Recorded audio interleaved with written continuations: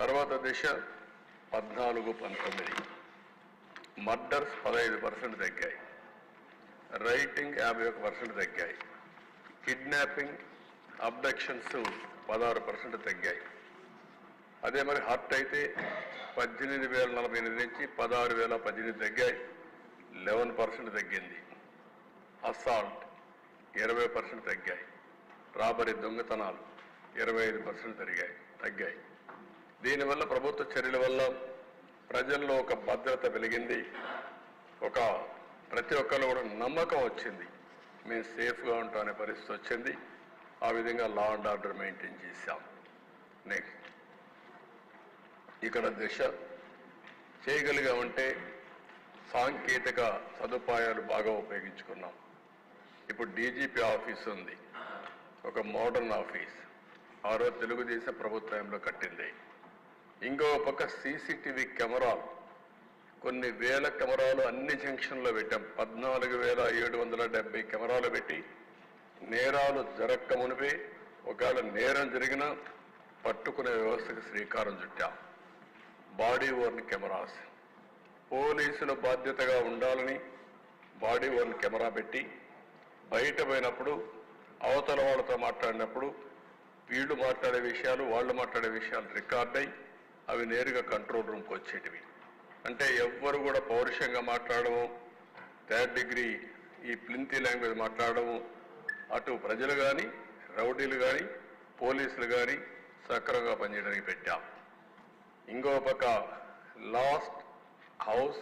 Locked house monitoring system, ఎవరన్నా ఇంట్లో నుంచి బయట పోతే ఆ సిస్టమ్ పంపించి పెట్టి ఎవరన్నా ఇంటికి దొంగలు వస్తే పోలీసులకు ఇమ్మీడియట్గా ఇన్ఫర్మేషన్ పోయే పరిస్థితికి వచ్చింది.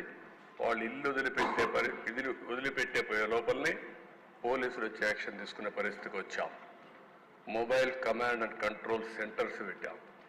ఎక్కడన్నా పెద్ద పెద్ద మీటింగ్లు జరిగితే దాన్ని మానిటరింగ్ చేయడం కోసం ఇవి కూడా కంట్రోల్ సెంటర్స్ పెట్టాం. Automated finger print identification system తీసుకొచ్చాం.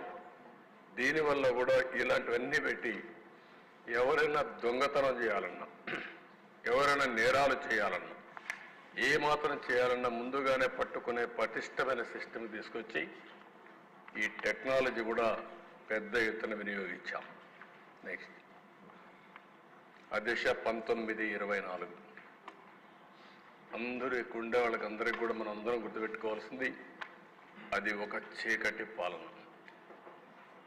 ఎమర్జెన్సీలో కూడా ఏ కొద్ది మందో సఫర్ అయి ఉంటారేమో కానీ మానసికంగా శారీరకంగా మనో బాధలను అనుభవించి చాలా ఇదయ్యారు. ఇది మనం చూస్తే స్టేట్ టెర్రరిజం, ప్రజాస్వామ్య పునాదులపై దాడులు, కొందరు పోలీస్ అధికారులు అడ్డబెట్టుకుని ప్రజాస్వామ్యానికి పునాదులైనటువంటి శాసనసభ, కార్యనిర్వాహక సభ, న్యాయ మీడియా విభాగాలపై దాడి చేశారు. ఇదే హౌస్లో నేనున్నాను. వాళ్ళు చేసినటువంటి దౌర్జన్యాలు కానీ గౌరవ సభ్యులపైన దాడులు కానీ కడాన అధ్యక్ష ఎన్ని విధాల మాట్లాడాలనో మానసికంగా వేధిస్తే ఇదే హౌస్ నుంచి నేను బయట వెళ్ళాను. ఆ రోజే నేను చెప్పాను, మళ్ళీ ఈ హౌస్ని గౌరవ సభ చేసిన తర్వాతనే అడుగు పెడతానన్నా. ప్రజలు సాధించారు. మళ్ళీ ఒక విక్టోరియస్ హిస్టారికల్ విక్టరీతో ఈ హౌస్కి వచ్చాం. అధ్యక్ష ఆ రోజు నేను చూశాను, కౌన్సిల్లో బిల్లు వెళ్ళింది, రాజధాని 3 రాజధానుల బిల్లు వెళ్ళింది. కౌన్సిల్లో బిల్లు వెళితే ఎంత దుర్మార్గంగా ప్రవర్తించారంటే కౌన్సిల్ చైర్మన్ పనిచేయకుండా చేసి గొడవలు చేస్తూ ఉంటే నేను విజిటర్స్ గ్యాలరీలో కూర్చొని ధైర్యాన్ని ఇవ్వడానికి అక్కడ సభ్యులకు వెళ్ళే పరిస్థితి తీసుకొచ్చారు. అంటే ప్రజాస్వామ్యం ఎంత అపహాస్యమైందో దాన్ని బట్టి మనకు అర్థమవుతుంది. ఇంకొక పక్క దిశ ప్రభుత్వ కక్ష సాధింపు చర్యలకు ఆయుధంగా పోలీసులు మారిపోయారు. వైసీపీ నేతలతో కుమ్ముక్కై పోలీసులు నిబంధనల్ని ఎక్కడికక్కడ ఉల్లంఘించి యథేచ్ఛగా ముందుకు పోయే పరిస్థితికి వచ్చారు. ఎంత దుర్మార్గం అంటే ఎవరైనా వీళ్ళు చెప్పినట్టు వినకపోతే పోస్టింగ్స్ ఉండవు. ఇంకా ఎవరైనా సరే విభేదిస్తే వాళ్ళకు విఆర్ పెడతారు. విఆర్ అనే కొందికి జీతాలు రావు. 3 నెలలు, 6 నెలలు, సంవత్సరం, 5 ఏళ్ళు విఆర్లో ఉన్న అధికారులు ఉన్నారు. అంటే 5 ఏళ్ళు జీతాలు రావు ఇంకోళ్ళకు. ఇలాంటి వేధింపులు చేసి ఏ విధంగా నయాన భయాన అన్ని ప్రయోగాలు చేసి పోలీసు వ్యవస్థని పూర్తిగా విధ్వంసం చేసే పరిస్థితికి వచ్చారు. నెక్స్ట్ అధ్యక్ష, రాజకీయ పార్టీలు ప్రజాస్వామ్యానికి పునాది రాజకీయ పార్టీలు, ఆ రాజకీయ పార్టీ నాయకులు. చిన్న పార్టీని కూడా ఎప్పుడైనా సరే విమర్శించాలన్నా దాడి చేయాలన్నా భయపడేవాడు. అలాంటిది దేశ నా జీవితంలో నా మీద ఎవరు కేసులు పెట్టలేదు, కానీ ఈ 5 ఏళ్లలో 17 కేసులు పెట్టారు. నా 17 ఇంకా కూడా ఉన్నాయి, కొన్ని 17 కేసులు పెట్టారు. ఇంకొక పక్క ఒక కేసు అయితే నా మీద తెలంగాణ సమైక్య ఆంధ్రప్రదేశ్ ఉన్నప్పుడు బాబ్లీ విషయంలో మేము పోయినప్పుడు ఒక కేసు పెట్టారు తప్ప, అది కూడా పబ్లిక్ కోసం పోయినప్పుడు ఎక్కడ నాకు చిన్నప్పటి నుంచి కేసులు లేవు. కానీ వీళ్ళు వస్తానే 17 కేసులు పెట్టే పరిస్థితికి, చీటికి మాటికి కేసులు పెట్టే పరిస్థితికి వచ్చారు. జెడ్ కేటగిరీ ఉంటే మా ఇంటి పైన డ్రోన్ ఎగరేస్తారు. ఎల్జీ పాలిమర్ గ్యాస్ లీకేజీ పోవాలంటే విశాఖపట్నాన్ని తిరిగి పంపిస్తారు. చలో ఆత్మకూరు పోవాలంటే ఇంటికి గేటుకు తాళ్లు కట్టి నిర్బంధిస్తారు. ఎక్కడా నన్ను కదలనీయకుండా చేశారు. ఇకపోతే పవన్ కళ్యాణ్ గారు, ఆయన మీద 7 కేసులు పెట్టారు. రాజకీయ కార్యకలాపాలు పరిమితం చేసి వెంటనే అవన్నీ కూడా ఏం చేయకుండా చేసి వెంటనే విశాఖపట్నం నుంచి వెళ్ళిపోమని నోటీస్ ఇచ్చి మరీ పంపించారు. బలవంతంగా హోటల్ నుంచి వెకేట్ చేసి బయట వెళ్లే వరకు వెంటాడారు. వైసీపీ నేతలు వాళ్ళ యొక్క మాటలు చూసే దేశ ఇది ఒక ఫోటో. ఆయన కోపం వచ్చి ఏదైతే నన్ను అరెస్ట్ చేసే మునుపు నేరుగా వస్తామంటే వీళ్ళు అడ్డం పడితే రోడ్డు మీదనే పడుకొని నిరసన తెలియజేసే పరిస్థితికి వచ్చామంటే ప్రజాస్వామ్యంలో ఎంత దారుణంగా ఉందో మనం అర్థం చేసుకోవాల్సిన అవసరం ఉంది. ఇవన్నీ అధ్యక్ష ఆ తాళ్లుగడ్డ అన్నీ మీకు చూపించాం. నెక్స్ట్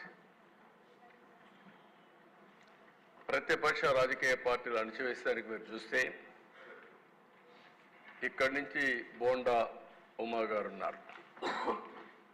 ఇంకో పక్క ఆనాటి ఎమ్మెల్సీ బుద్ధా వెంకన్న మాచర్లకు వెళ్ళారు. కిషోర్ అని ఒక అడ్వకేట్.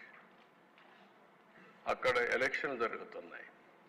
నామినేషన్ సక్రమంగా వేయించడం కోసం వెళ్తే వీళ్ళ మీద దాడి చేసి కడాన వాళ్ళు ఎవ్వరూ సెక్యూరిటీ ఇవ్వకపోతే ఎక్కడో ప్రకాశం జిల్లా అవన్నీ తిరిగి తప్పించుకొని ఫైనల్గా విజయవాడకు వచ్చే పరిస్థితి తీసుకొచ్చారు. ఇంకొక పక్కన మీరు చూసే దిశ లోకేష్ జనరల్ సెక్రటరీగా ఆయన పాదయాత్ర చేస్తే యువగళం ముందు పోతే మైక్ ఇవ్వకుండా, కనీసం బెంచ్ కూడా ఇవ్వకుండా, కూర్చోనియకుండా వెంటాడే పరిస్థితికి వచ్చారు. రాజమండ్రిలో గోదావరి వంతెన మూసేశారు. ఇది కొత్త విధానాలకు శ్రీకారం చుట్టారు. ఇష్టానుసారంగా చేసే పరిస్థితికి వచ్చారు. ఇక్కడ Disha JC Prabhakar Reddy highest number of cases 43 అంటున్నారు, ఇప్పుడు 66 అంటున్నారు. అవన్నీ కూడా దగ్గర చాలా కేసులు పెట్టే పరిస్థితికి వచ్చారు.